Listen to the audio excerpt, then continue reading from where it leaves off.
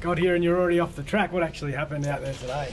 Oh, you must have been a little bit late. Yeah, obviously a very hard training session there with the weather. So like normal at this stage, obviously playing this weekend. That my loads are being managed, so I come in early.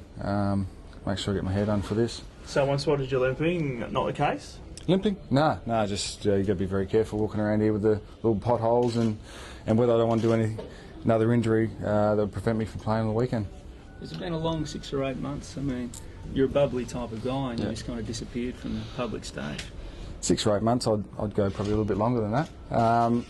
It's been, yeah, you could say it's been a very tough time with getting the body right. So change of coach and the year we had last year was a very tough one. So from August, getting the new better surgery that I got done, everything from there has been very positive. Mate, can you explain the frustration of last year? I mean, every time you seem to be just sort of getting somewhere, it was one step forward, 3 steps back, wasn't it? Everything possible that went wrong did. Poke in the eye, lose a week there. Had a little slight strain to the calf as well, which just wreaked havoc.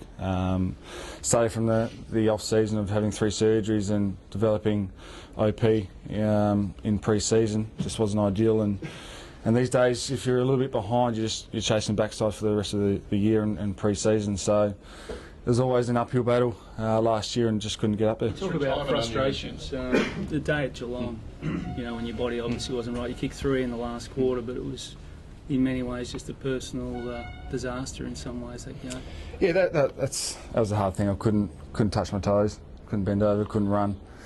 I knew then that, obviously I knew a long ago before that I was in strife, but that just emphasised it.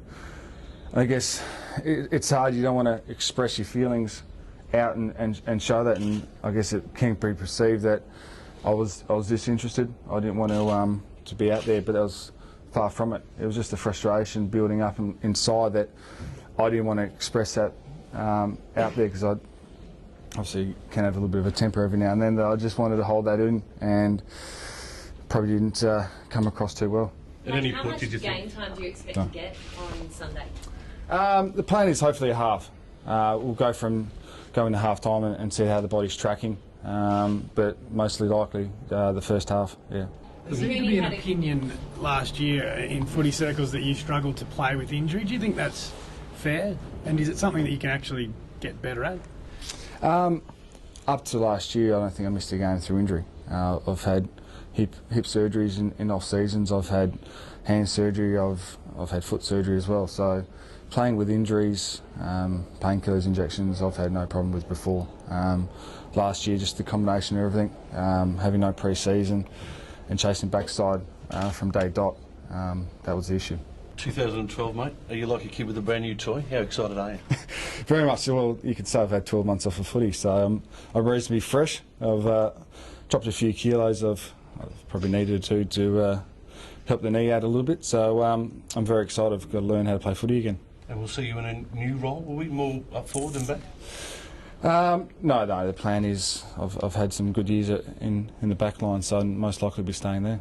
You became sort of famous or infamous as an attacking defender who just goes for the mark and sees the ball, gets the ball. Do you want to keep playing that style, or have you discussed that with your new coach? Yeah, I'd love to, but I guess my role now, getting a little bit older, and some of the guys coming through, is being more of a teacher. Trying to get the players around me as best as possible is going to make my job a lot easier if the guys next to me are doing those sort of things as well. So definitely we're not going to be very reliant on 1 or 2 players. That the back 6 are going to play like that as well. Do you have a belief, Brian, that you can rediscover that All-Australian form of a couple of years ago? Yeah, there was doubts obviously last year and early in the pre-season that the guys that are out there, you're still in the gym, that maybe there is some issues, but as soon as I got back out in training, being able to sprint, change direction, jumping as well, just gave me a hell of a lot of confidence that I can hopefully reach that goal again of that how I played 2 years ago, but also helping the teammates out around me. Just for last year again, Brian, there's always a temptation to get up for round one every year. In retrospect, you rushed it, do you think, to get back for the first time in a while? Yeah, I'm not going to.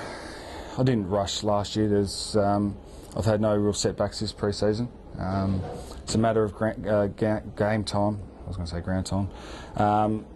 This week, get the half in. Obviously, then into North Melbourne, maybe 3/4 a full game. So it's really a matter up to the fitness staff if they think I've played enough game time.